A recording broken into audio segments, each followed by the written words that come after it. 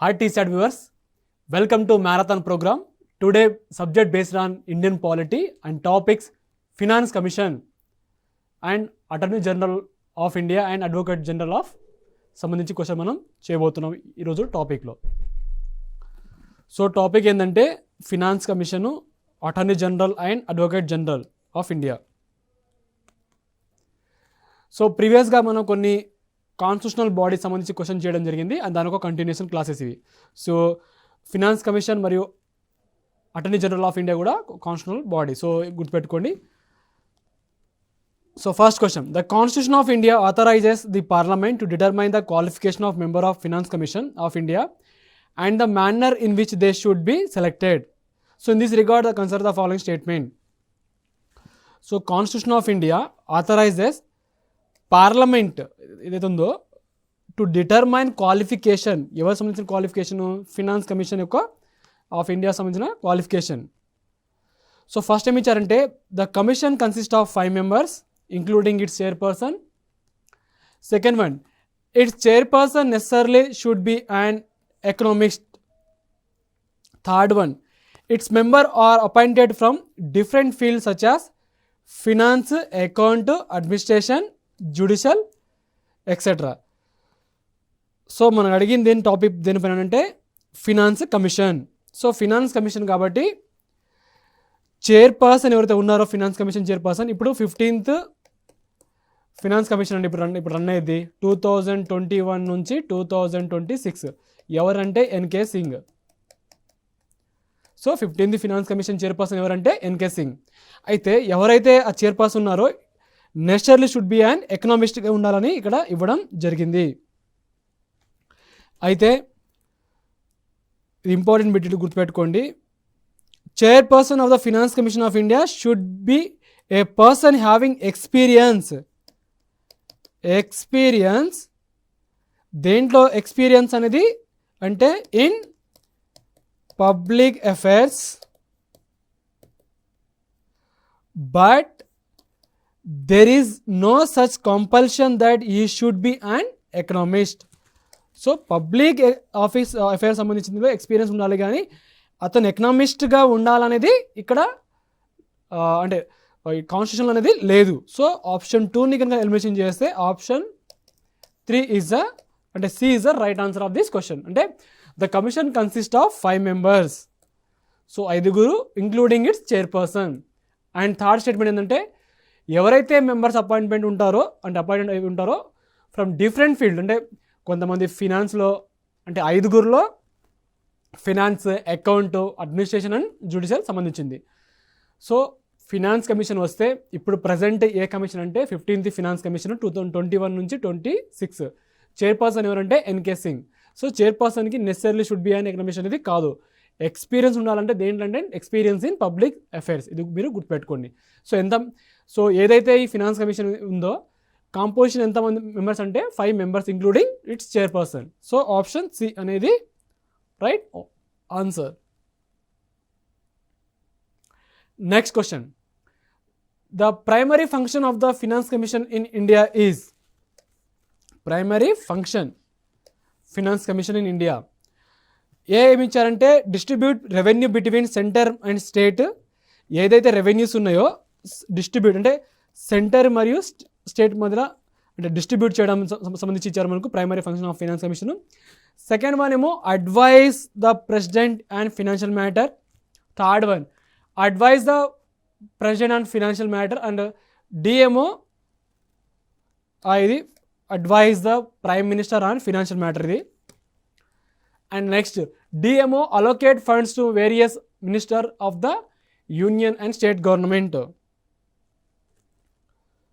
So option ఏదైతే ఈ finance commission can only advise the president on the financial matter such as distribution of the net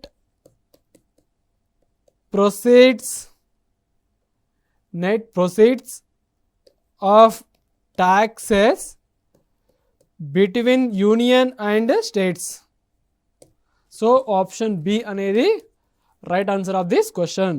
so గుర్తుపెట్టుకోండి, finance commission అనేది recommend the president on principle that the finance commission can only advise the president on financial matter such as distribution of net proceeds of taxes between the union and states. అంటే advise the president on financial matter.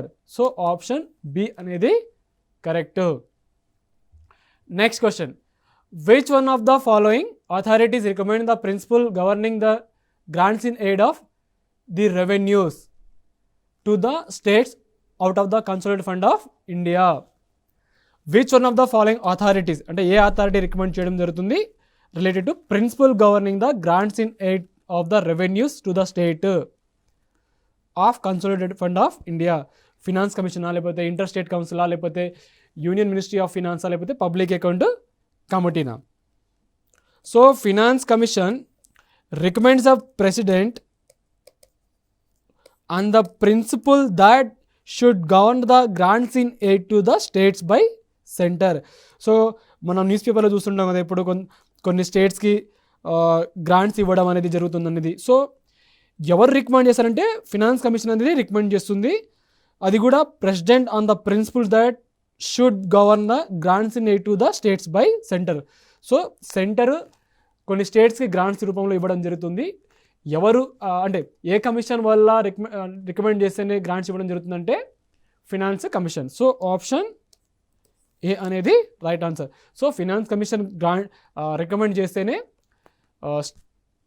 Consolidated fund of India నుంచి central government state గవర్నమెంట్కి grant అనేది ఇవ్వడం జరుగుతుంది. Next question. On which of the following matter does the finance commission make recommendation to the president of India? అంటే does finance commission make recommendation to, అంటే finance commission recommendation దేనికి సంబంధించి అంటే president of India సంబంధించి ఇచ్చారు మనకు. అంటే does the finance commission makes recommendation to president of India అంటే దేనిపైన? First one, the distribution between union and state of net proceed of taxes and allocation between the state of the respective share of such proceeds. So ఇందాక మేము చెప్పాను finance commission recommend చేయడం జరుగుతుంది president of ఇండియాకి. ఎందుకంటే distribution of taxes ఏదైతే ఉందో between union and state of net profit of taxes allocation between states అని దే రెస్పెక్టివ్ షేర్. ఇప్పుడు మన తెలంగాణ స్టేట్ ఉంది అండ్ సెంట్రల్ గవర్నమెంట్ ఉంది. సో మన స్టేట్కి కావాల్సిన ఏదైతే షేర్స్ ఉన్నాయో అండ్ ఏదైతే కొన్ని నెట్ ప్రొసీడ్స్ ఆఫ్ ట్యాక్సెస్ ఉన్నాయో దాన్ని డిస్ట్రిబ్యూట్ చేయడం జరుగుతుంది. సో ఎవరు రికమెండ్ చేస్తారంటే ఫినాన్స్ కమిషన్ రికమెండ్ చేస్తే ఎవరికంటే ప్రెసిడెంట్ ఆఫ్ ఇండియా. సో ఇదంతా మీకు గుర్తుండాలి. సో ఆప్షన్ 1 అనేది కరెక్ట్. అండ్ ఆప్షన్ 2 చూస్తే the principal which should govern the grants in aid of the revenues of state out of the consolidated fund of India. So ఏదైతే central government grant రూపంలో ఒక స్టేట్కి ఇవ్వడం జరుగుతుందో అది ఎక్కడి నుంచి అంటే కన్సాలిడేటెడ్ ఫండ్ ఆఫ్ ఇండియా నుంచి. ఇది మీరు గుర్తుపెట్టుకోండి, సిఎఫ్ఐ నుంచి. సో ఈ రెండు కరెక్ట్, మీకు ఇందా చెప్పాను కాబట్టి ఆప్షన్ సి అనేది right answer of this question. Next question. Consider the following statement with regard to Finance Commission. First one, the recommendation of the Finance Commission covered a period of 5 years. So ఏదైతే finance commission recommend చేస్తుందో అది ఎన్ని సంవత్సరాలు అంటే 5 సంవత్సరాలు అని చెప్పారు first స్టేట్మెంట్లో. And second one చూస్తే the report of the finance commission submitted to the prime minister. So ఏదైతే ఫినాన్స్ కమిషన్ రిపోర్ట్స్ ఉందో అది ఎవరికి సబ్మిట్ చేశారు అనేది అంటే ప్రధానమంత్రికి ఇవ్వడం జరిగింది సెకండ్ స్టేట్మెంట్. సో గుర్తుపెట్టుకోండి, article 280 of the constitution of India provides for a finance commission అనేది quasi judicial body. Quasi judicial body.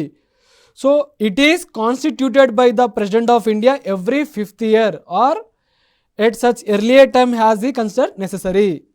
So ఇదంతా మీకు గుర్తుండాలి. అంటే ఆప్షన్ ఏ అనేది కరెక్ట్. అంటే 5 years ఫినాన్స్ కమిషన్ ఒక period of 5 years. The finance commission is required to make recommendation to the president of India on 2 following points. అవి చెప్తాను. ఒకటి ఏంటంటే distribution of the net proceed of taxes to be shared between centre and states and the allocation between states of respective shares of such proceed. అదొకటి.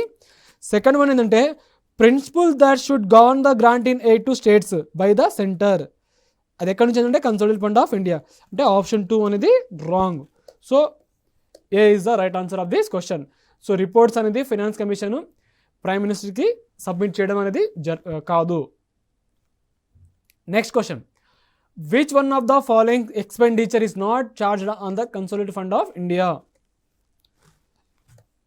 ఏదైతే ఈ 4 ఉన్నాయో మనకు options, దీంట్లో ఛార్జ్ కాంది ఎక్కడి నుంచి అంటే కన్సాలిడేటెడ్ ఫండ్ ఆఫ్ ఇండియా నుంచి. Option A salary and allowance of the President of India. Second, option B, salary and allowance of the Vice President of India. Option C, salary and allowance of the Justice of the Supreme Court of India. Option D, salary and allowance of the Speaker of the Lok Sabha. So, option D ఏదైతే ఉందో salary and allowance of the Speaker of Lok Sabha is not charged on the Consolidated Fund of India. మిగతా president of India, vice president of India, justice of supreme court అది ఎక్కడి నుంచి charge చేయడం జరుగుతుందంటే consolidated fund of India salary మరియు allowance సంబంధించింది. So option D అనేది not correct. Next question, recommendation to the president of India on the specific union state physical relation are made by the finance commission, RBI, planning commission and finance minister. So recommendation ఏదైతే ఉందో ఎవరికి, president of India, దేనిపైన అంటే specific union state physical relation సంబంధించింది. So finance మినిస్టరా, ఆర్థిక మంత్రినా అంటే సెంట్రల్ యూనియన్ కేంద్ర ఆర్థిక మంత్రినా, లేకపోతే రిజర్వ్ బ్యాంక్ ఆఫ్ ఇండియానా, లేకపోతే ప్లానింగ్ కమిషన్, లేకపోతే ఫినాన్స్ కమిషనా. So finance commission made recommendation to the president of India on specific union state physical relation. So option D అనేది correct. Next question, consider the following statement, the expenditure charged on the consolidated fund of India comprise. So ఏదైతే ఈ CFI అంటే consolidated fund of India నుంచి expenditure charge అయితే అవుతుందో, so దానికి సంబంధించి అడిగారు. ఒకటేమో pension payable to judges of high court. So ఎవరైతే హైకోర్టు జడ్జెస్ అయ్యి రిటైర్మెంట్ అయ్యారో వాళ్ళకు సంబంధించిన ఏదైతే పెన్షన్ ఉందో, సో అది ఎక్కడి నుంచి ఛార్జ్ చేయడం అంటే ఏదైతే ఎక్స్పెండిచర్ ఉందో ఎక్కడి నుంచి ఛార్జ్ చేయడం జరిగిందంటే కన్సాలిడేటెడ్ ఫండ్ ఆఫ్ ఇండియా అని ఒకటి ఇచ్చారు first option. And second one, డెప్ట్ charges for which the government of India is liable.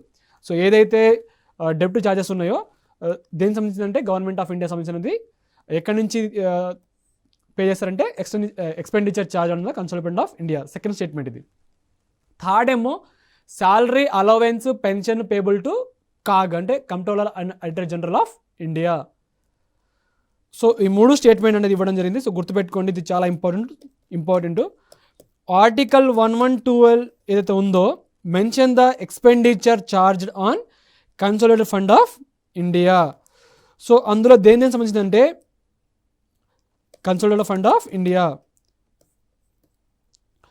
So ఇది గుర్తుపెట్టుకోండి, salaries and allowance of chairman and deputy chairman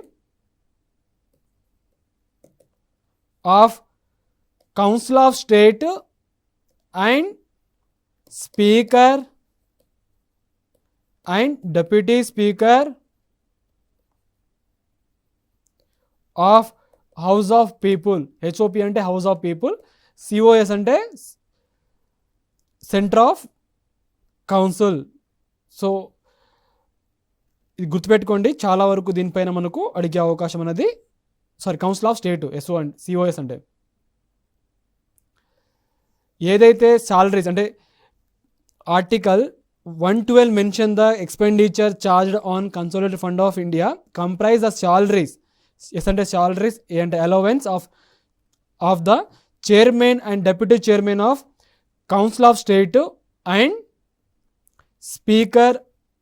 speaker and deputy speaker of house of the people. దాంతోపాటు డెప్ట్ charges for which the government of India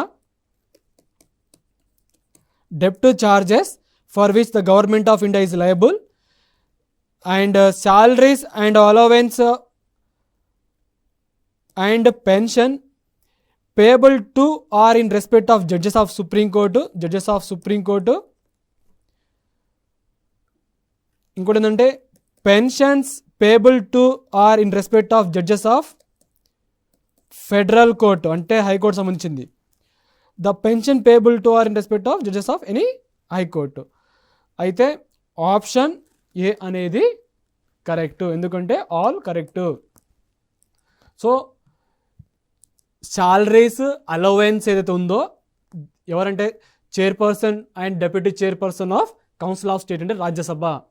అదేవిధంగా speaker deputy speaker of Lok Sabha ఎక్కడి నుంచి expenditure charge చేయడం జరుగుతుందంటే consolidated fund of India. ఇది మీకు గుర్తుండాలి.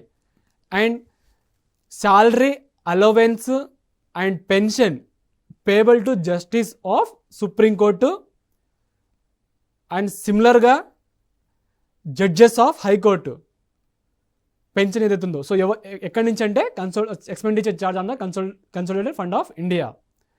అండ్ డెప్ట్ charges for which the government of India అది కూడా is liable from expenditure charge on consolidated fund of India. So 3 correct కాబట్టి ఆప్షన్ ఏ అనేది right answer of this question.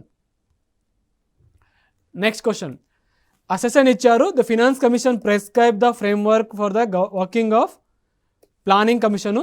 Reason ఏంటంటే the jurisdiction and function of the finance commission అనేది are outline in the constitution of India. So మనకు అడిగింది ఏమిటి, finance commission is prescribe the framework for the working of planning commission. ఇప్పుడు planning commission లేదు, ఇప్పుడు మొత్తానికి abolish చేయడం జరిగింది. సో ఇది wrong. So finance commission prescribe చేయలేదు framework for the working of the planning commission. So మనకు రీజన్ ఇచ్చారు, the jurisdiction and function of the finance commission are outline in the constitution of India. So finance commission ఎక్కువ ఏదైతే jurisdiction ఉందో or functions ఉందో jurisdiction అనేది outline in the constitution of India. So A అనేది false, R అనేది true. Option D అనేది right answer of this question. Next question, finance commission సంబంధించిన chairman. First finance commission, 4th finance commission, 6th, ఇంకోటేమో 8th. So గుర్తుపెట్టుకోండి, ఎందుకంటే మనకు ఎగ్జామినేషన్లో జరిగిన గ్రూప్ 1 ఎగ్జామినేషన్లో ప్రిలిమ్స్ అయితే జరిగిందో దానిపైన మనకు ఒక అవగాహన అనేది వచ్చింది. అంటే ఈ టీఎస్పీఎస్సీ ఏ విధంగా ఇస్తారనేది. సో అంటే కంటిన్యూస్గా 5 years స్టేబుల్ గవర్నమెంట్ నడవండి అని ఇవ్వడం జరిగింది. అలాగే మనకు చైర్పర్సన్ ఎవరైతే ఉన్నారో ఫినాన్స్ కమిషన్ అనేది మనకు వరుసగా ఆర్డర్లో అంటే క్రోనాలజికల్ ఆర్డర్లో అడిగే అవకాశం అనేది ఉన్నది. సో మనకు పివి రాజమన్నారు ఇచ్చారు, కేసీ నియోగి ఇచ్చారు, వైబి చవాను అండ్ బ్రహ్మానంద రెడ్డి. అయితే ఫస్ట్ ఫినాన్స్ కమిషన్ చైర్పర్సన్ ఎవరంటే కేసీ నియోగి. ఇది గుర్తుపెట్టుకోండి ఫస్ట్. సో ఈ రెండు మనం ఎలిమినేషన్ చేయవచ్చు. సో కేసీ నియోగితను ఫస్ట్ ఫినాన్స్ కమిషన్ చైర్పర్సన్, ఇది మీకు గుర్తుండాలి. అండ్ 4th ఫినాన్స్ కమిషన్ ఎవరంటే పివి రాజమన్నారు అంటే 2. ఇది 4th ఫినాన్స్ కమిషన్ అంటే ఆప్షన్ ఏ అనేది కరెక్ట్. 6th ఫినాన్స్ కమిషన్ ఎవరు అంటే Brahmananda Reddy. Next 8th finance commissioner అంటే వైబి చవాన్. సో ఇప్పుడు ఏ ఫినాన్స్ కమిషన్ నడుస్తుంది అంటే 15th ఫినాన్స్ కమిషన్ చైర్పర్సన్ ఎవరంటే ఎన్కే సింగ్. ఇది మీరు గుర్తుండాలి. మీకు ఎప్పటి నుంచి ఎప్పుడు అంటే 2021 నుంచి 2026 పీరియడ్. సో ఇది కూడా చాలా గుర్తుపెట్టుకోండి, ఇది one of the important 15th finance commission. Next question, the principle concerning the provision of the grants in aid to the state out of the consolidated fund of India recommended by. ఏదైతే principles concerning the provision related ఉందో grants in aid to the state, కొన్ని స్టేట్కి grants ఇవ్వడం జరుగుతుందో అది ఎక్కడి నుంచి అంటే గ్రాంట్స్ ఎక్కడి నుంచి అంటే కన్సాలిడేటెడ్ ఫండ్ ఆఫ్ ఇండియా. అంటే రికమెండ్ చేసేది ఎవరు?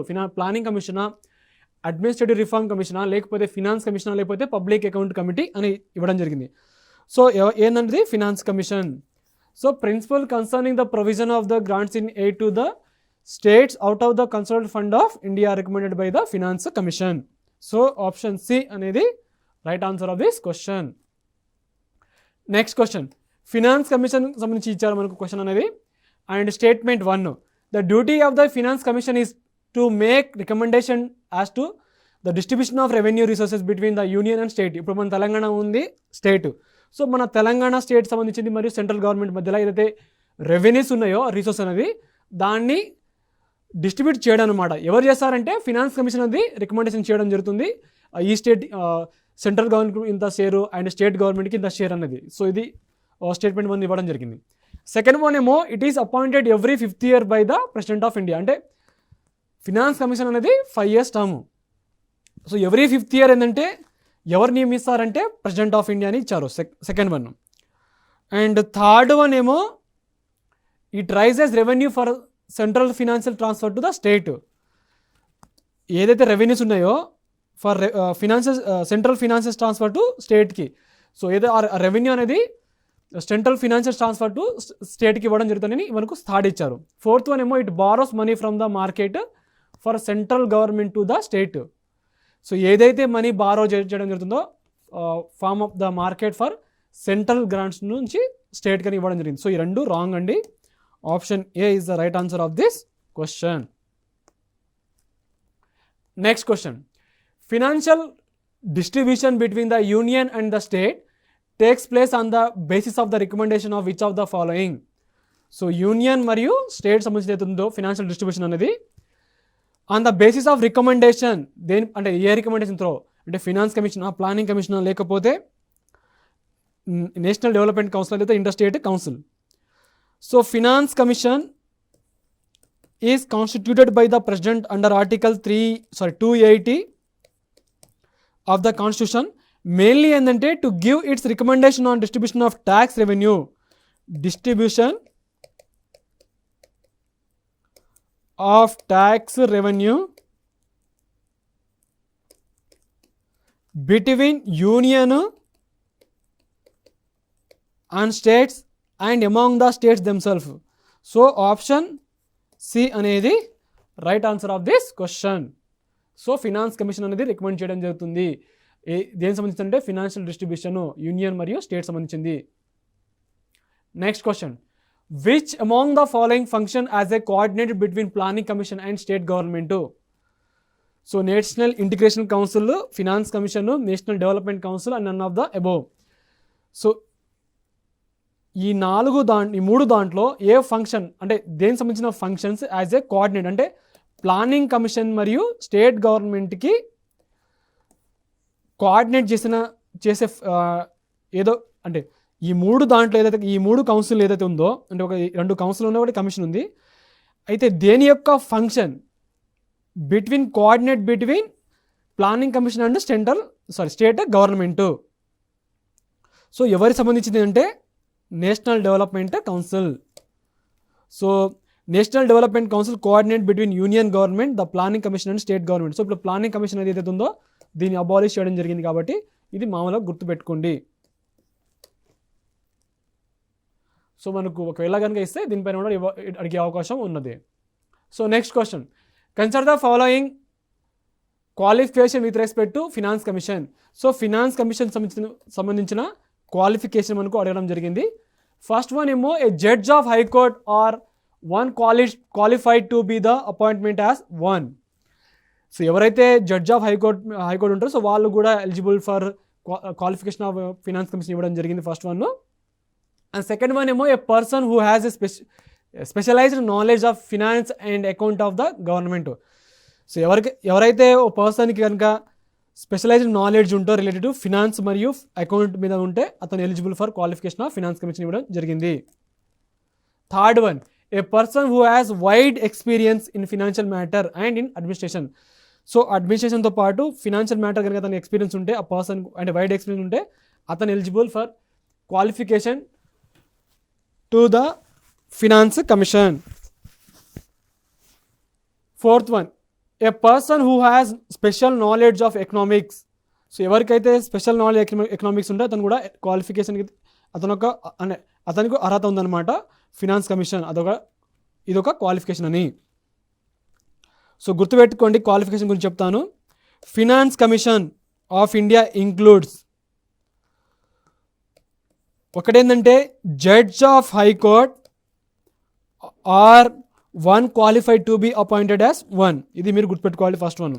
సెకండ్ అంటే first one is correct. Second one, the determination of the second one ఏంటంటే a person who has a special knowledge of finance and account of the government. ఒక పర్సన్కి finance పైన మరియు accounts పైన నాలెడ్జ్ ఉంటే అతను ఎలిజిబుల్ ఫర్, అంటే అతని క్వాలిఫికేషన్కి రిలేటెడ్ టు ఫినాన్స్ కమిషన్. ఇది కూడా కరెక్ట్. ఆప్షన్ అంటే స్టేట్మెంట్ 3 చూద్దాం.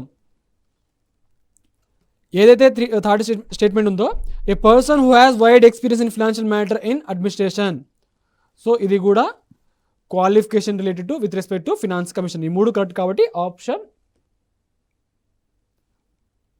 ఇంకోటి ఏమి ఇచ్చారు మనకు, a person who has special knowledge of economics. So ఎవరికైతే ఒక పర్సన్కి నాలెడ్జ్ ఉంటుందో ఎకనామిక్స్ పైన ఉంటుందో అతను కూడా ఎలిజిబుల్. సో ఆప్షన్ డి అనేది కరెక్ట్. సో ఈ 4 right answer related to qualification of finance commission. మొత్తం ఎంతమంది అంటే 5, ఇంక్లూడింగ్ చైర్పర్సన్. ఇది మీరు గుర్తుపెట్టుకోవాలి. సో హైకోర్టు జడ్జి సంబంధించింది ఒకటి, ఫినాన్స్ అకౌంట్ స్పెషలైజ్డ్ నాలెడ్జ్ సంబంధించింది, and wide experience in financial matter and administration. దాంతోపాటు special knowledge of economics. So who among the above following appointed as member of finance commission. So ఈ 4 qualification related to eligible for appointment as a member of finance commission. Next question, consider the following statement, the state government shall appoint a finance commission to review the financial position of the Panchayat and to make recommendation to as to. State government shall appoint a ఒక finance కమిషన్కి, దేనికి సంబంధించిందంటే state government appoint చేయవచ్చు ఒక finance కమిషన్ని. దేనికి సంబంధించిందంటే to review the financial position of panchayat and to make recommendation. First one ఏమి ఇచ్చారంటే distribution between the state and panchayat of the net proceeds of taxes, tolls, fees leviable by the state. Second one ఏమో the determination of taxes, duties, tolls, fees which may be assigned to the panchayat. Third one, the principle that will determine grants in aid to the panchayat. So the state government detail చెప్తాను గుర్తుపెట్టుకోండి. State government shall appoint a finance commission to review financial position of the panchayat and to make recommendation. So ఆ recommendation ఏంటంటే ఒకటి ఏంటంటే distribution between state and panchayat of the net proceed of taxes, tolls and fees leviable by the state. So ఈ first one correct and second one కూడా correct అండి. Determination of taxes ఏదైతే ఉందో and duties, toll సంబంధించింది లేకపోతే fees సంబంధించి కూడా assign చేయడం జరుగుతుంది related to panchayat. Third one ఏమో principle that will determine grants in to the panchayat. So 3 correct కాబట్టి ఆప్షన్ డి అనేది right answer of this question. So finance commission ఏంటంటే యాక్చువల్గా 14th finance commission and 15th finance commission సంబంధించి ఉందో recommendation అనేది కొన్ని changes చేయడం జరిగింది. ఇది మీరు గుర్తుపెట్టుకోవాలని డీటెయిల్గా చెప్తాను. ఇది చాలా ఇంపార్టెంట్ అండి. ఒకవేళ కనుక మనకు ఫినాన్స్ కమిషన్ పైన క్వశ్చన్ వస్తే ఈ విధంగా కూడా రావచ్చు. సో చాలా ఇంపార్టెంట్. సో ఫినాన్స్ కమిషన్ ఒకటేమో 14th ఫినాన్స్ కమిషను, ఇంకోటేమో 15th ఫినాన్స్ కమిషన్. సో ఇప్పుడు ప్రజెంట్ నడిచేది ఏంటంటే 15th ఫినాన్స్ కమిషను చైర్పర్సన్ ఎవరంటే ఎన్కే సింగ్. అండ్ ఎప్పటి నుంచి ఎప్పుడు దాకా 2021 నుంచి 2026 వరకు. ఇది మీరు గుర్తుపెట్టుకోవాలి.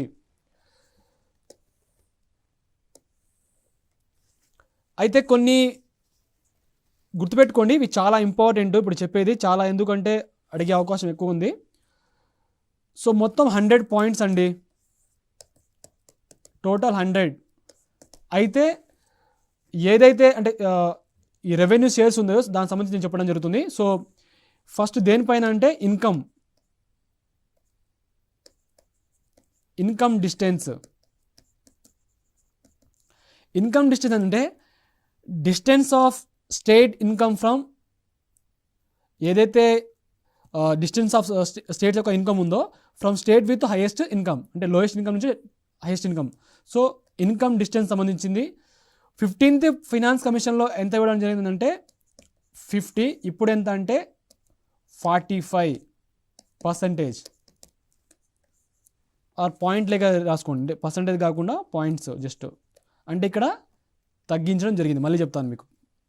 ఏరియా అంటే ఒక స్టేట్కి ఏరియా బట్టి ఎంత అంటే ఇక్కడేమో 14th ఫినాన్స్ కమిషన్ ఏమో 15 ఉండేది, ఇది 15th ఫినాన్స్ కమిషన్ కూడా సిమిలర్గా అంటే no changes.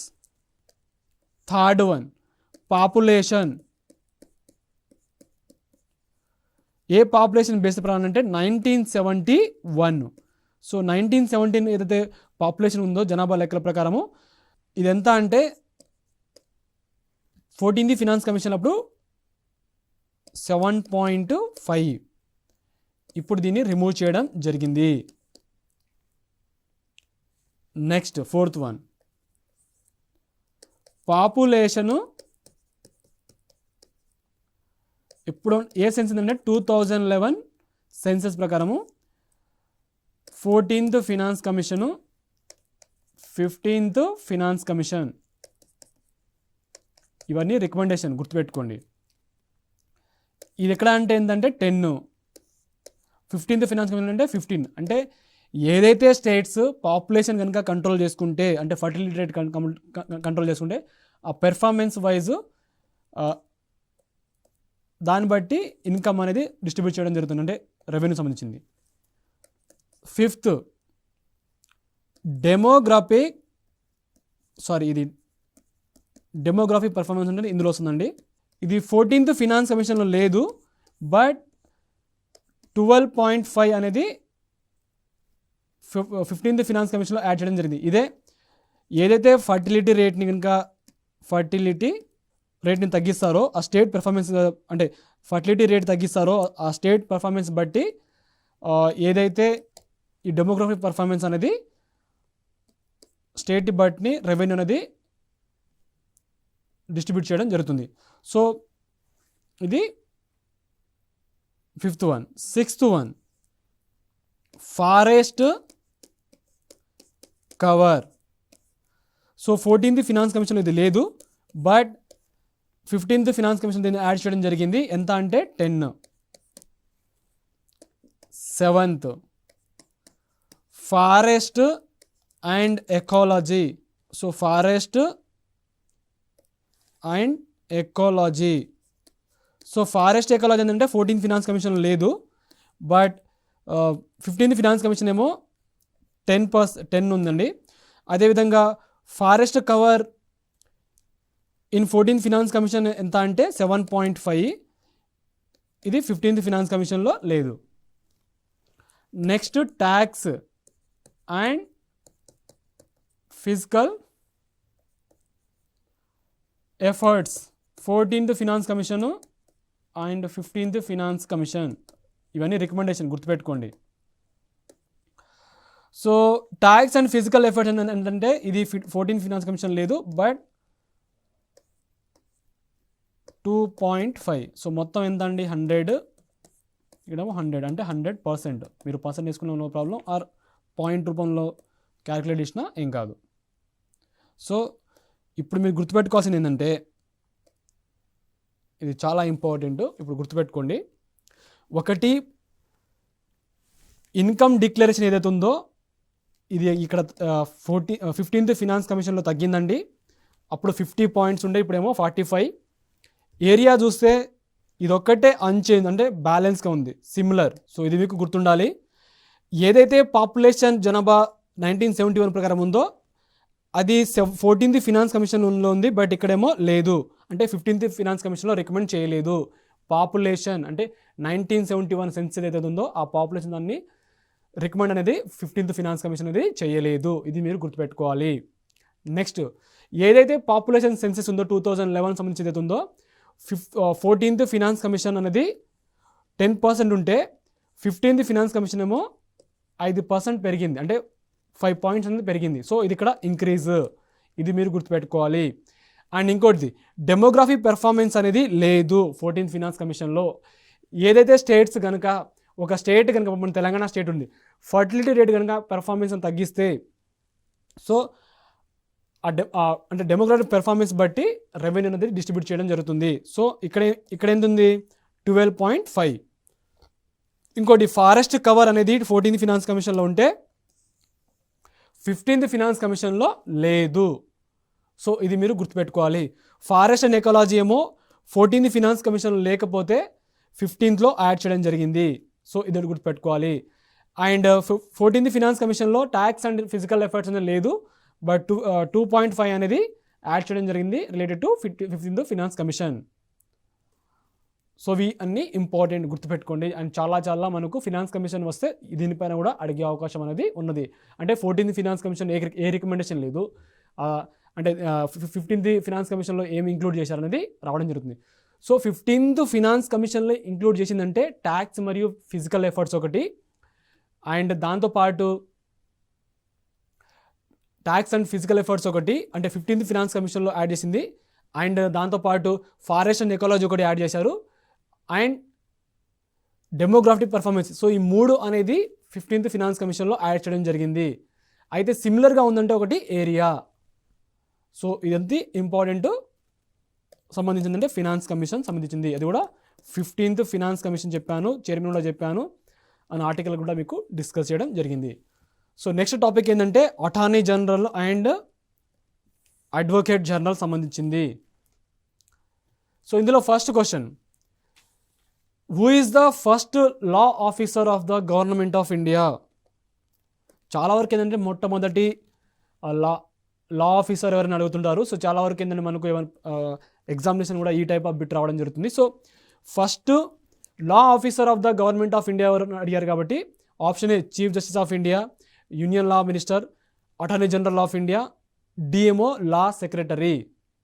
So who is the first law officer of the government of India? ఇక్కడ ఏమి ఇచ్చారు, గవర్నమెంట్ ఆఫ్ ఇండియాలో లా ఆఫీసర్ ఎవరు మొట్టమొదటి అడిగింది మన క్వశ్చన్ అనేది.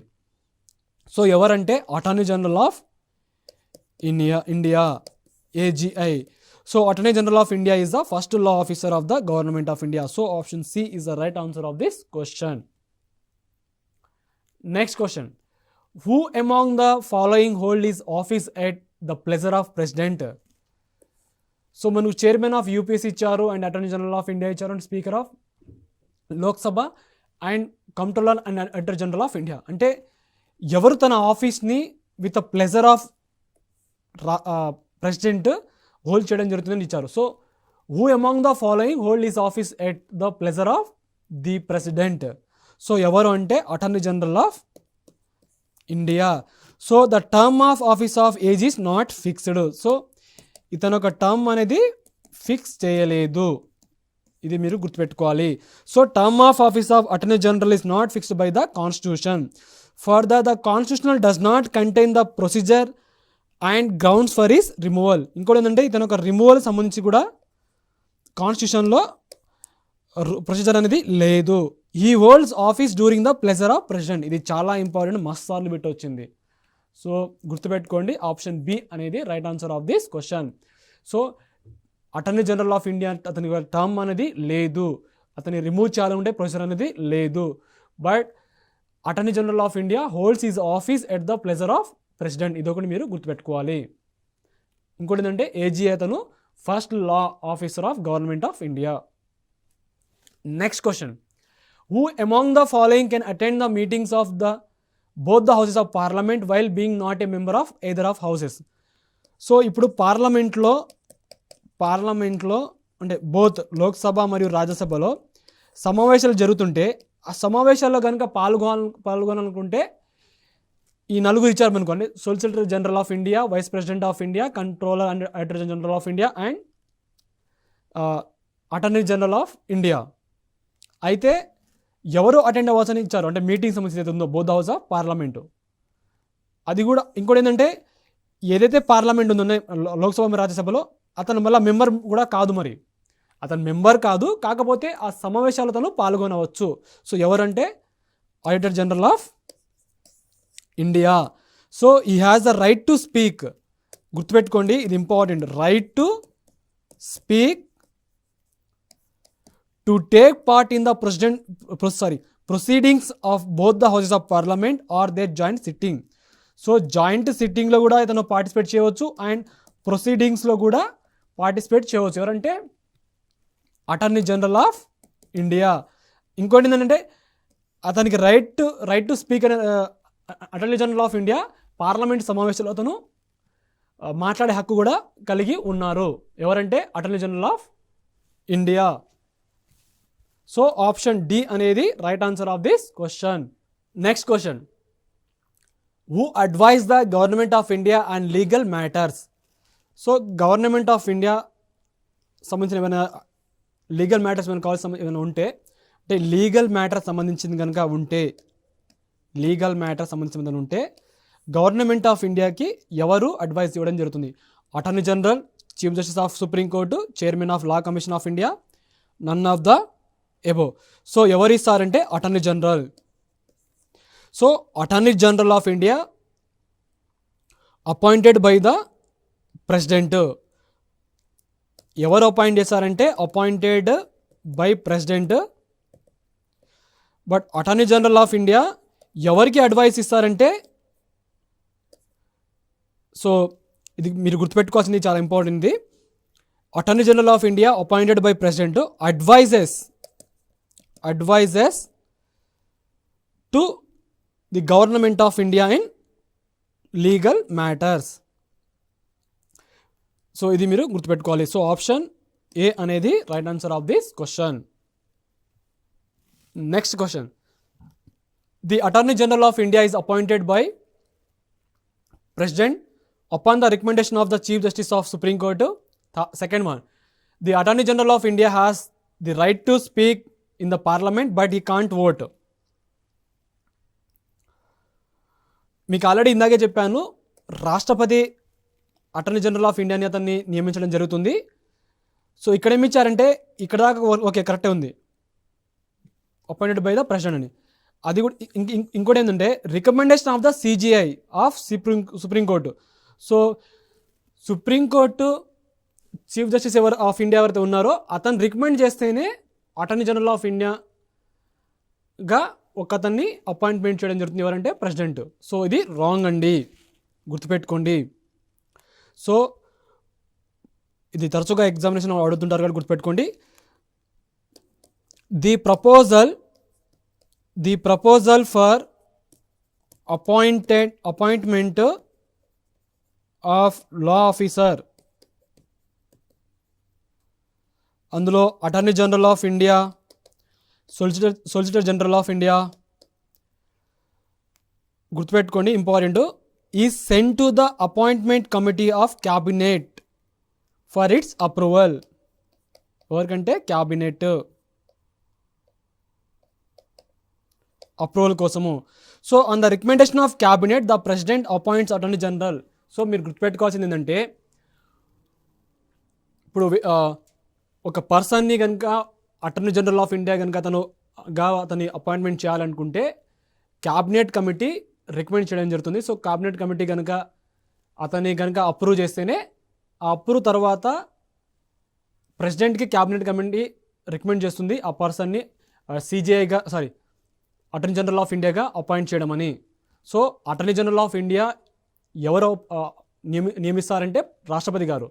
సో ఎవరు రికమెండ్ చేస్తారంటే cabinet committee or cabinet not cabinet committee, cabinet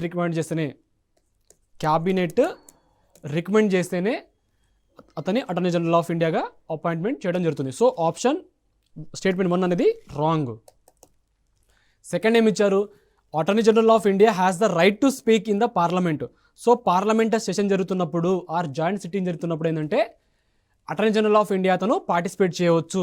so అతను మాట్లాడవచ్చు ఆ సమావేశాల్లో, కానీ అతను ఓట్ అనేది వేయడం రాదు. ఎందుకంటే మెంబర్ ఆఫ్ పార్లమెంటేరియన్ మాత్రమే, అంటే MP, అంటే ఎవరైతే మెంబర్ ఆఫ్ పార్లమెంటరీ ఉంటారో లోక్సభ రాజ్యసభ వాళ్ళే ఓట్ అనేది వేయడం జరుగుతుంది. So attorney general of India అతను ఓన్లీ పార్టిసిపేట్ చేస్తారు, అంటే right to speak in the parliament but he can't vote. So statement 2 అనేది correct. Next question, about the attorney general of India. First one, he is appointed by the president of India. Yes, attorney general of ఇండియాని ఎవరు నియమిస్తారంటే president of India. Second one, he must have the same qualification as required for judge of supreme court. So supreme court జడ్జ్కి A qualification ఉంటుందో అదే qualification కూడా same qualification అనేది ఉండాలి ఎవరైతే attorney general of ఇండియాగా నియమితులు అవుతారో. Third one, he must be member of either house of parliament. So Lok Sabha అయినా రాజ్యసభ ఏదో ఒక హౌస్లో మెంబర్ అయి ఉండాలి. Fourth one, he can be removed by impeachment by parliament. So attorney general of India అతను కనుక remove చేయాలనుకుంటే ఇంపీచ్మెంట్ ఆఫ్ పార్లమెంట్ అని రెజల్యూషన్ అనేది పాస్ అవ్వాలి పార్లమెంట్లో. సో మీకు ఆల్రెడీ ప్రీవియస్ క్వశ్చన్లో మేము చెప్పడం జరిగింది. సో ఆప్షన్ మనకేమి ఇచ్చారు ఇక్కడ, కరెక్ట్ అనేది అడగడం జరిగింది. So he must be member of either house అంటే కాదు, అతను రెండు హౌసెస్లో మెంబర్ అనేది కాకూడదు. ఎందుకంటే ఏదైతే లోక్సభ రాజ్యసభ ఉన్నాయో ఆ హౌస్లో ప్రొసీడింగ్స్ అనేది తను పార్టిసిపేట్ చేయవచ్చు అండ్ రైట్ టు స్పీక్ అనేది ఇతనికి ఉంది. ఎవరికంటే attorney general of India. But ఈ కాంట్ ఓట్ అండ్ అతనికి మెంబర్షిప్ అనేది ఉండకూడదు. సో 3 అనేది రాంగ్. 3 కనుక ఎలిమినేషన్ చేస్తే ఆప్షన్ ఏ అనేది correct. And he can be removed by impeachment by parliament అంటే ఏదైతే ఇంపీచ్మెంట్ ఏదైతే ఉందో అంటే లోక్సభ మరియు రాజ్యసభ ఏదైతే ఉందో మనకు రెజల్యూషన్ ఏదైతే ఉందో సో ఆ విధంగా అతన్ని తొలగించడం జరుగుతుందని ఇచ్చారు. సో ఇది కూడా కాదు. సో ప్రెసిడెంట్ అతన్ని రిమూవ్ చేయవచ్చు ఎందుకంటే he holds office at the pleasure of president. So 3, 4 statement 3, statement 4 remove చేస్తే ఆప్షన్ ఏ అనేది కరెక్ట్. సో ఏదైతే క్వాలిఫికేషన్ సుప్రీంకోర్టు జడ్జికి ఏదైతే ఉన్నాయో అదే క్వాలిఫికేషన్, సిమిలర్ క్వాలిఫికేషన్ అనేది అటార్నీ జనరల్ ఆఫ్ ఇండియాకు ఉండాలి. So 2 correct. Option is the right answer. Next question. First statement, the advocate general of state in India is appointed by the President of India upon the recommendation of Governor of the concerned state. Second one, as provided in Civil Procedure Code, High Court have original appellate and advisory jurisdiction at the state level. First ఏమి ఇచ్చారంటే advocate general of state ఎవరైతే ఉన్నారో in India అతను ఎవరు నియమిస్తారంటే రాష్ట్రపతి గారు. ఎవరు రికమెండ్ చేస్తారంటే recommendation of governor of concern state. So concern state ఇప్పుడు మన స్టేట్ ఉంది, advocate general of state advocate general of state ఎవరైతే మన స్టేట్లో ఉన్నారో అతన్ని కనుక అపాయింట్ చేయాలంటే రాష్ట్రపతి గారు అపాయింట్మెంట్ చేయాలి. అండ్ ఎవరు రికమెండేషన్ చేస్తే అంటే త్రూ ఎవరు రికమెండేషన్ అంటే త్రూ గవర్నర్ రికమెండేషన్ ఇవ్వడం జరిగింది. అది first statement.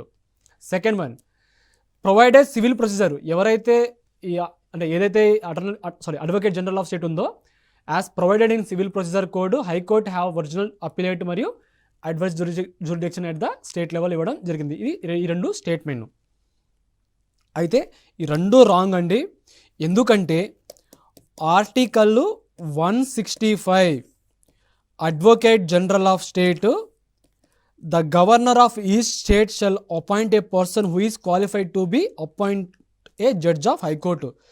So attorney general of India అతను ఏదైతే అతనికి సంబంధించిన అంటే ఎవరైతే జడ్జ్ ఆఫ్ సుప్రీంకోర్టు క్వాలిఫికేషన్ ఏదైతే ఉందో సిమిలర్ క్వాలిఫికేషన్ అని అటార్నీ జనరల్ ఆఫ్ ఇండియాకి ఉండాలి. అదేవిధంగా అడ్వకేట్ జనరల్ ఆఫ్ స్టేట్కి కనుక అడ్వకేట్ జనరల్ ఆఫ్ స్టేట్ కనుక అపాయింట్మెంట్ చేయాలంటే హైకోర్టు జడ్జ్కి ఉన్న క్వాలిఫికేషన్ ఇతనికి ఉండాలి. ఇది మీరు గుర్తుపెట్టుకోవాలి. So the governor of each state shall appoint a person who is qualified to be appointed a judge of high court to be advocate general of for the state. So option D అనేది correct answer. Next question, about attorney general of India is appointed by the president of India. Yes, ఇతను ఎవరు నియమిస్తారంటే attorney general of India ఎవరంటే రాష్ట్రపతి. Second one, he has the right to take part in the proceedings of parliament. So Lok Sabha మరియు రాజ్యసభలో ఏదైతే proceedings జరుగుతుంటాయో so దాన్ని right to take part. So ఇతను ఆ సమావేశంలో పార్టిసిపేట్ చేయవచ్చు ఎవరంటే attorney general of India. So ఇది కూడా correct. Third one, he has a right of audience in all courts in India. ఇది మీరు గుర్తుపెట్టుకోవాలి. So attorney general of India అతను భారతదేశంలో అంటే సుప్రీంకోర్టు అయినా హైకోర్టు అయినా సబార్డినేట్ కోర్ట్ అయినా సో రైట్ ఆఫ్ ఆడియన్స్ అనేది అటార్నీ జనరల్ ఆఫ్ ఇండియాకి ఉన్నదండి in all courts in India. So ఇది కూడా కరెక్ట్. ఆప్షన్ డి అనేది right answer of this question. So attorney general of India is appointed by the president of India under article 76 class A of the constitution and holds office during the pleasure of president. ఇది మీరు గుర్తుపెట్టుకోవాలి. Next question. Consider the following statement with respect to Attorney General of India. First one, he is appointed by the President. Second one, he must have the same qualification are required by a judge of High Court. Third one, in the performance of his duties, he shall have the right of audience in all courts of India. So Attorney General of India గురించి ఇవ్వడం జరిగింది. So first ఏం ఇచ్చారంటే రాష్ట్రపతి గారు ఇతన్ని నియమించడం జరుగుతుంది. సో ఇది కరెక్టే. He must have the same qualification as required judge of high court. So ఇది రాంగ్ అండి. ఎందుకంటే he must have the same qualification as required judge of high court కాదు, judge of supreme court. So judge of high court సంబంధించింది అంటే attorney general of state సంబంధించింది. So statement 2 అనేది wrong చూస్తే A and B ఉన్నది. అండ్ థర్డ్ చూద్దాం. Statement third one, in the performance of his duties he shall have the right of audience in all courts of India. So ఈ previous question చెప్పడం జరిగింది కాబట్టి ఇది correct. So 1 and 3 correct. So గుర్తుపెట్టుకోండి, article 76A అనేది attorney general of India appointed by the president of India, ఇది మీకు గుర్తుండాలి. So attorney general of India ఇతను attorney general of India is the chief legal adviser of Indian government, ఇది మీకు గుర్తుండాలి. He must to be a person qualified to be appointed as a judge of supreme court. The attorney general has a right of audience in all courts in India as well as right to participate. ఒకటేమో right to participate ఒకటి, ఇంకోటేమో right of audience. అంటే కోర్టులో participate చేయవచ్చు or audience, right of audience అనమాట. ఈ దేంట్లో అంటే ఆల్ కోర్ట్స్ ఇన్ ఇండియా, ఇది మీకు గుర్తుండాలి.